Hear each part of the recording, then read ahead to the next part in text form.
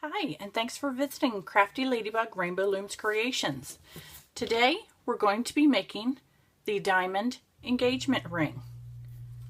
Let's get started. You want to begin looming on your center peg with your loom set in the standard offset or V configuration, as I like to call it. We're going to begin by placing 2 bands in the center. And we're just going to go down the center with 2 additional bands, 2 more bands,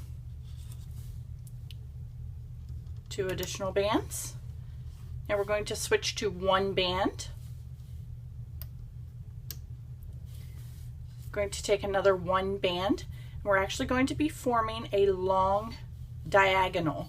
So we're going to be going from the center pin to the 7th pin. 1, 2, 3, 4, 5, 6, 7. Going from the 7th pin to the center pin. We're going to form another long diagonal from the right 7th pin to the center pin. You want to come from your center pin, or from your 7th pin, I'm sorry, to your center pin on each side. 7th pin to the center pin. All 4 of these were single bands. An additional 1 band,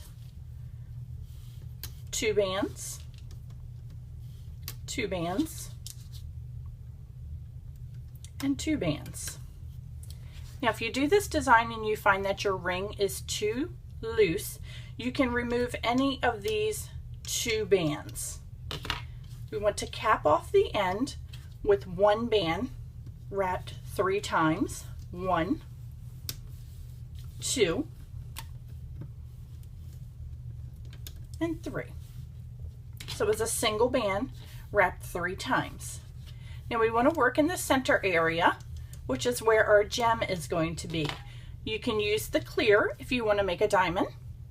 You can use jelly red for a ruby, emerald green for an emerald, blue for a sapphire, and you can just change your colors accordingly. Instead of using gold, you could also use the silver bands. We want to take 3 bands and place them from this first open center pin forward. We're kind of making an inverted starburst type of pattern here. We're going to take 3 more bands and place it from our diagonal to that same center pin. I like to take my crochet hook, the end of my crochet hook, and just sort of, whoop, lost a band there. Easy enough, we can just place that right back on. But I like to take the end of my crochet hook and just kind of go around a little bit and straighten up the band some so they're not as twisted. We're going to take an additional 3 bands and go from this available center pin over to the diagonal. An additional 3 bands going from the center pin to the diagonal. We want to take 1 band, we want to wrap it around as a cap band on these 2 center pins here. Just going to give it a little push down some. So we're going to take that and wrap it around 3 times, as you would like a starburst bracelet, but we're using the 2 available center pins. So that was 1, that is 2, and there we have 3 times around. This task is a little difficult for some, so if you need to pause the video here and do that, take the time right now to hit pause and get your band looped around there. I'm going to do a quick review before we start to loom. We have 2 bands, 2, 2, 2, 1 band, 1 gold set in a diagonal, 1 gold set in a diagonal, 1 gold band set in a diagonal, 1 gold band set in a diagonal, 1, 2, 2, 2, and 1 band capped 3 times. Your gem area is made of 3 bands in an odd starburst type of shape, capped by a single band wrapped 3 times. Now we're going to begin our looming. Just like any starburst pattern that you may have done in the past, I'm going to reach in. I'm having a little difficulty there getting it around the cap band. So I'm just going to take the end of a wooden skewer and relieve some of that pressure on that cap band so I can break loose and loop it to its forward pin. Reach in again, grabbing all 3 of your bands and loop it in the direction that it needs to go. Looping in, grabbing my 3 bands. You'll notice I pulled that down because that is the direction that I want it to go, as you would be doing a starburst type of pattern. 3 additional bands, and there we have our gem set up. Now we can begin just our basic looping pattern. Starting down here, be sure to hold on to your cap band so it doesn't go anywhere. And it's just a straightforward looping from here. I do work rather fast, so if you need to pause the video to catch up, please do so at this point in time. Be careful when you get to this point and you're looping that 1 band forward.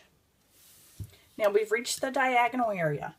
You want to go into your gem colored bands, and you want to grab whichever of the single gold bands is on the top. You want it to go in the direction that it came from. In my case, I'm going off to the left here. I'm reaching in, grabbing the additional gold band, and I'm going to carry it off to the right. Now I'm going to start off on the left here, reach in through that thick layer of gem colored bands. You guys will see that it's kind of tight right here. What I like to do before I loop to the forward pin is to take my skewer, stick in there, and just simply run your skewer end or the end of another crochet hook. You can run that right around and it just relieves some of the tension on that single band. I'm going to do the same on the right side, looping in, very tight again. Just going to stick my skewer in, relieve some tension there, and loop to its forward pin. Now we're going to be able to loop the single band to its forward pin. Once again, so tight with those 3 gem colored bands on there, which actually they're looped over, so it's 6 bands on it now. Lots of tension. Save yourself some headaches and just relieve that tension some. There's nothing more frustrating than having a band break on you and having to start all over again. Now it's just basic straightforward looping as you would any single bands, single rows. You all should have that technique down by now. I'm going to end off the bracelet or the ring with a simple slip knot closure. You could use a C-clip here if you wanted to. I, however, find that it's just a little annoying when I go to put my ring on. The C-clip is in the way. So you just want to loop it there and tie your knot off. I like to also take the end of my crochet hook and take my bracelets off this way. It does take a little bit more time, but you want to be very careful when you get to this gem colored area because there's so many bands in there and it's so thick. You want to be sure that you don't break anything. Oh, a little piece of my skewer in there. Just get rid of that. So here I am just taking off the band to make sure everything is okay. You guys are like, oh, that looks nothing like her demo. What I'm going to do first is to take and run my crochet hook through my cap band. And I'm going to tie it into the actual ring shape. To do that, I've just taken my cap band and pulled through the band that I used to tie it off. Grab yourself a pair of scissors and you can snip this. Snip that right there. And you want to pull just one side of that band back out. And you're going to tie a simple knot using that band. I'm having a little difficulty here reaching one to come out. But we're just going to tie a basic knot like you would tying your shoelaces. You want to attach some string together and have your sibling run into it. And that's giving us our ring formation at the bottom. Still looks really crazy though, doesn't it? In order to make the center pop out, what you need to do is to pinch at your base, and you need to pull your gold bands down towards the bottom. So just pinch and pull so that you get your gold bands to come towards the bottom. And you can simply just keep pinching them, gather them up at the bottom, and you can see the gem shape starting to form. Say that 3 times real fast.